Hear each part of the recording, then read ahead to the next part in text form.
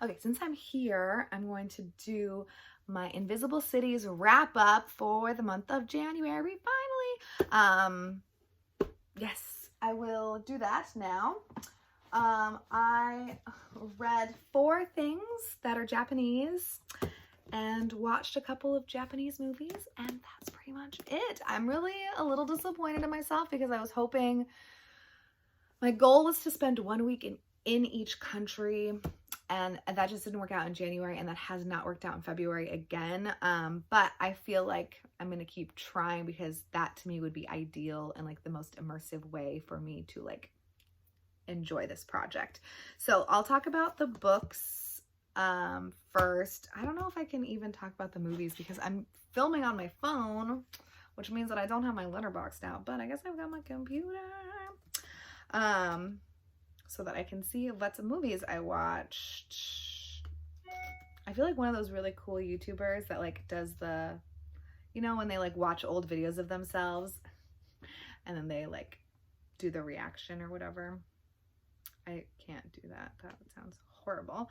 And I will say I did listen to some Japanese music also. Oh, and Amber's so sweet. Amber watched one of my videos and she said she's going to send me a CD with some Japanese music on it, which is so sweet. So let me see. Shoplifter is great. Mirai.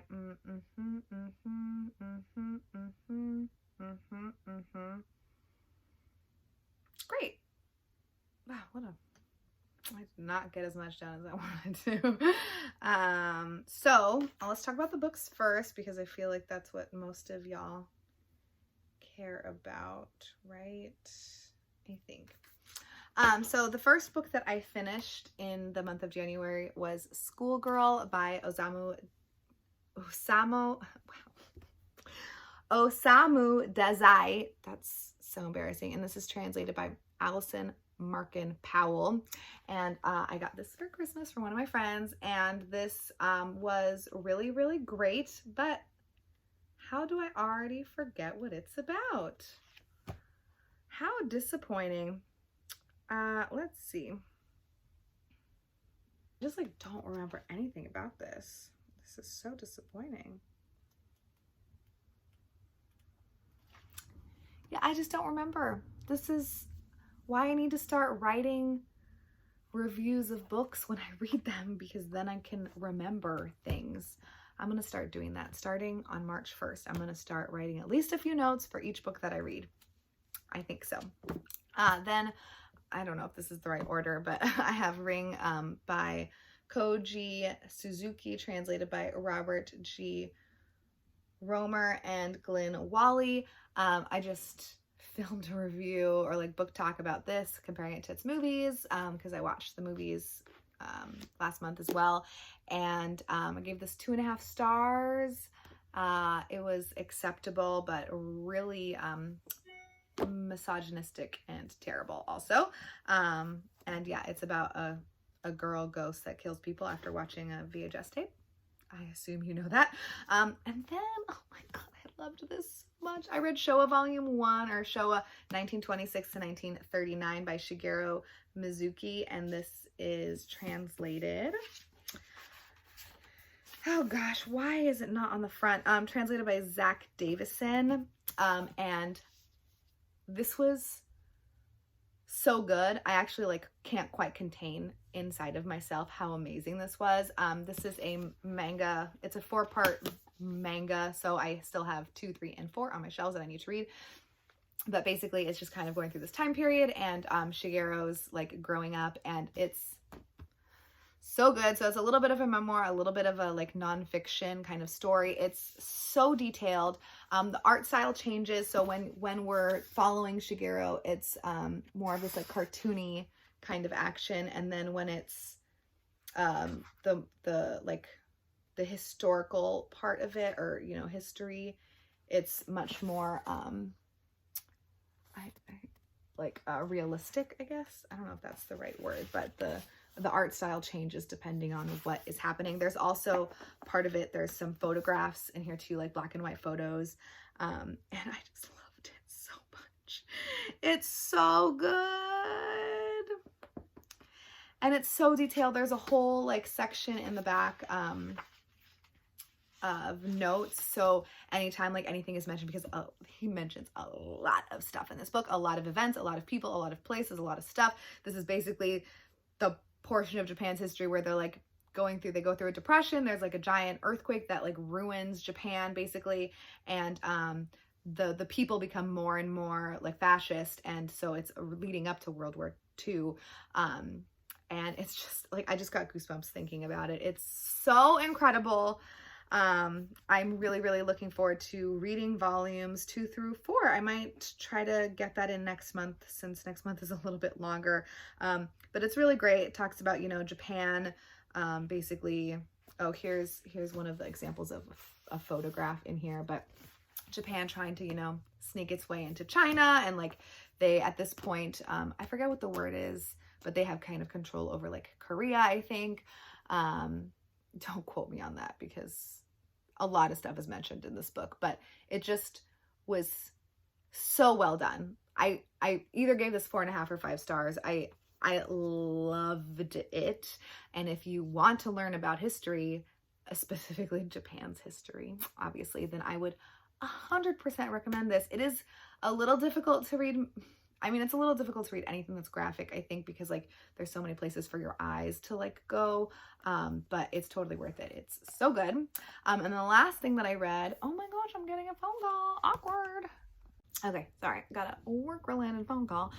So anyways, the last like Japanese book that I read in Japan was Kitchen by Banana Yoshimoto, and this is translated.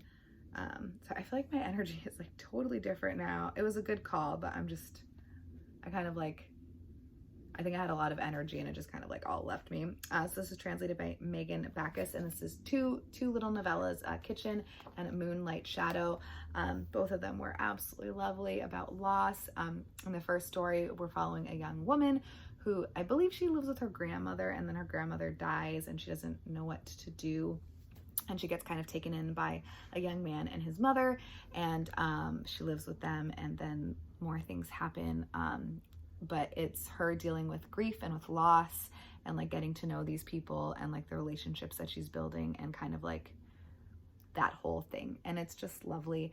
And then Moonlight Shadow I did prefer, and that one we're following a young woman who's lost her boyfriend, and so she is kind of like approached by a stranger, and she's given some kind of like cryptic message and is able to kind of communicate, or like maybe not communicate, but have some kind of like emotional, I mean, maybe it is a ghost situation, I don't know, but have some kind of like bond or something with her dead boyfriend. And so it's kind of like her recounting her relationship a little bit with him. And yeah, I just really, really liked both of them. I did, again, prefer Moonlight Shadow over Kitchen, and but I think it's just because I could relate to that one a little bit more than I could relate to Kitchen on a personal level.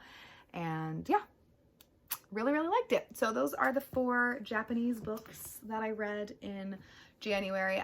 Again, I started this Blinding Absence of Light. Oh, and I did actually, let's talk a little bit about this one, because I didn't finish it, but I did read a good chunk of it, Where the Wild Ladies Are by Ayoko Matsuda, translated by Polly Barton. Was there another Polly Barton here? Am I losing my mind? I think I'm losing my mind. Probably.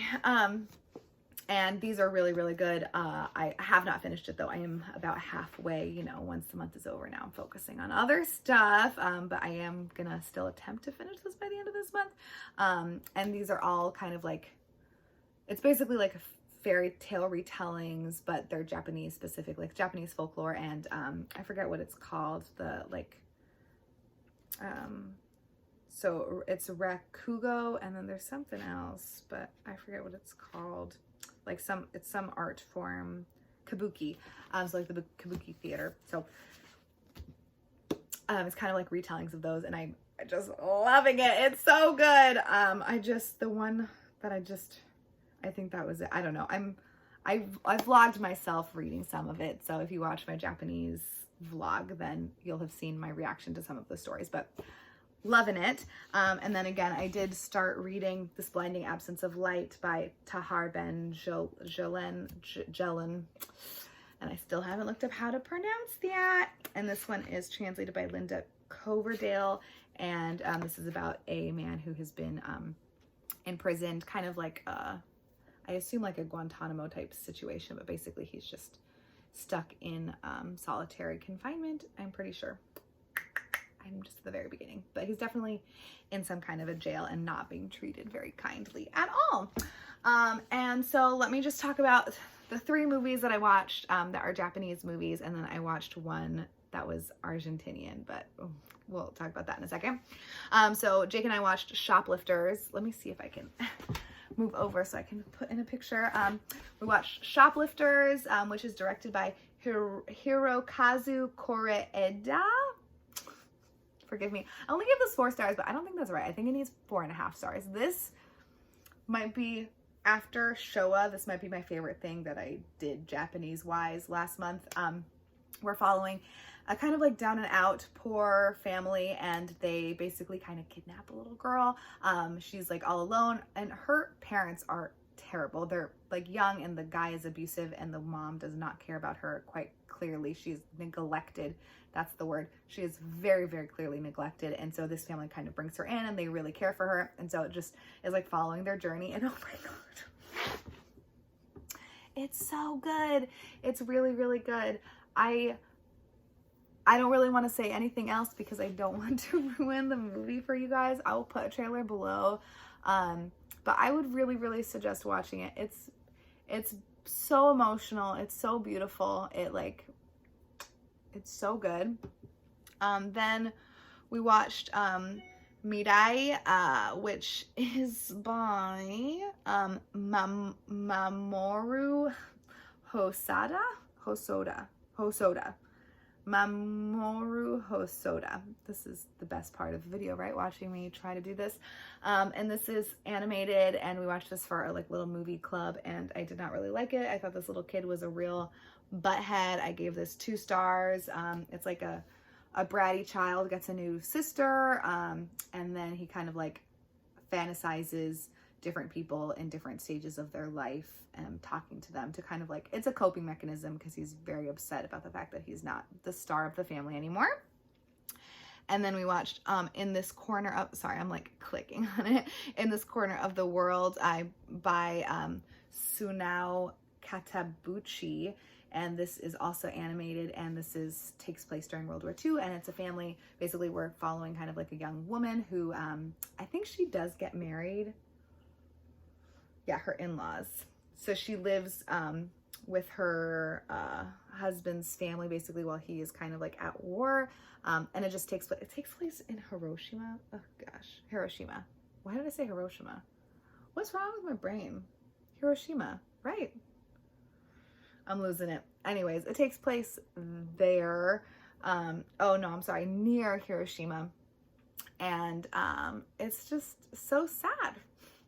I mean, I don't know how anything like that could possibly at all be happy, because obviously it's going to be depressing. So I gave that one 3.5 stars. I thought it was also really good, but it kind of like glamorizes a little bit too much. Glamorize is not the right word, but you know, I know everyone suffered during World War II, but I feel like it is like a little bit too like cleansing of Japan's horrible things that they did also. And obviously this is like, we're watching a family that is suffering during this time, and it's not like looking at everything, but I just feel like it's kind of hard to look at this and see only that, because if that's the only thing that you see, then you're going to have a very specific perception of what happened during the war. And obviously Japan did also very, very horrible things. Everyone did horrible things, which is why war is terrible. And then I did watch one movie from Argentina. I don't even know it's from Argentina. Maybe, I don't know. I watched the movie adaptation of the book Zama, whose title or whose author is eluding me at the moment, but it's directed by Lucrecia Martel, and it's set, see, I don't even know. I mean, I don't even know if it takes place in Argentina, to be honest with you. The author is Argentinian of the book, which is why I'm talking about it right now, and with the reason that I picked it up to begin with. And it was fine. I really, really liked the book a lot better. I thought the book was quite comical, and this was kind of just not. And it's like just like real racist, like lots of racist stuff. So you just kind of like, you know, don't always want to be consuming that kind of crap. So it was okay. I gave it 3 stars. I'm never gonna watch it ever again, but I'm not particularly upset that I watched it. It's beautiful. I'll give it that. It is visually, it is so, so beautiful, but I don't really think that like the movie has like a ton of merit besides that. I mean, again, it's another like I mean, this was life. This was a thing that happened. So you are getting like a view of life in a South American country, like during, you know, this time when Spain has like just recently colonized the Americas. So that is interesting, but again, not necessarily something that I would ever return to. Shoplifters though.